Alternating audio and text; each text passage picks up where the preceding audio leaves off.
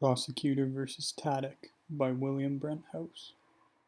The key parties in this case were Duško Tadic, United Nations Security Council, the International Criminal Tribunal for the former Yugoslavia, the ICTY, and the International Court of Justice. Duško Tadic was the former Bosnian Serb politician who was the Serb Democratic Party leader in Kozarac, and he was charged for his actions in the Prijedor region, including his role in detention camps during the 1990 Balkan Wars. The ICTY charged Tadic with a list of crimes under Articles 2, 3, and 5 of the Statute of the Tribunal. Article 2 outlined grave breaches of the Geneva Conventions of 1949.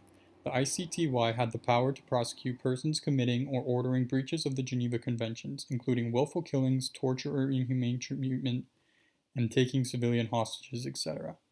Articles 3 outline the violations of the laws of customs of war.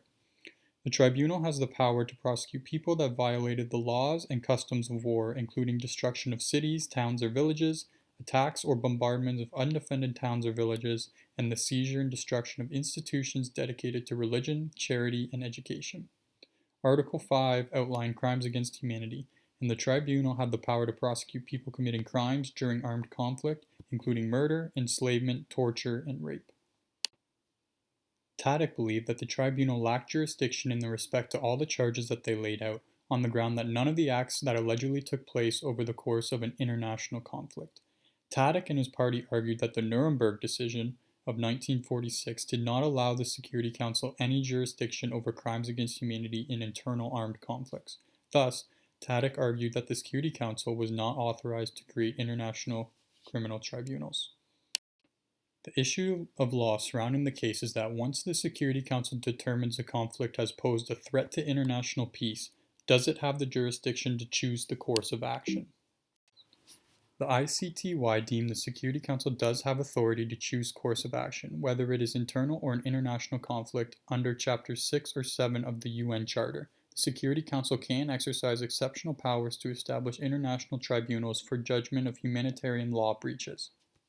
The tribunal chamber found Tadic guilty of 9 counts relating to Articles 2, 3, and 5 of the Statute of the Tribunal, and found him partial guilty of 2 more counts in relation to the statute. However, Tadic appealed this decision on the grounds that the tribunal's jurisdiction was exceeding the UN Security Council's authority.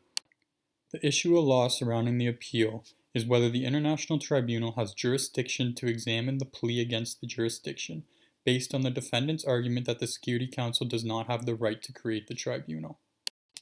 The Council voted in favor of the International Tribunal, as they believe the tribunal does have jurisdiction to examine the plea against its jurisdiction. The tribunal was able to establish and determine the outcome of the case if it is established by law. The Council therefore agreed that the ICTY has jurisdiction to conduct trials against individuals that committed crimes against humanity.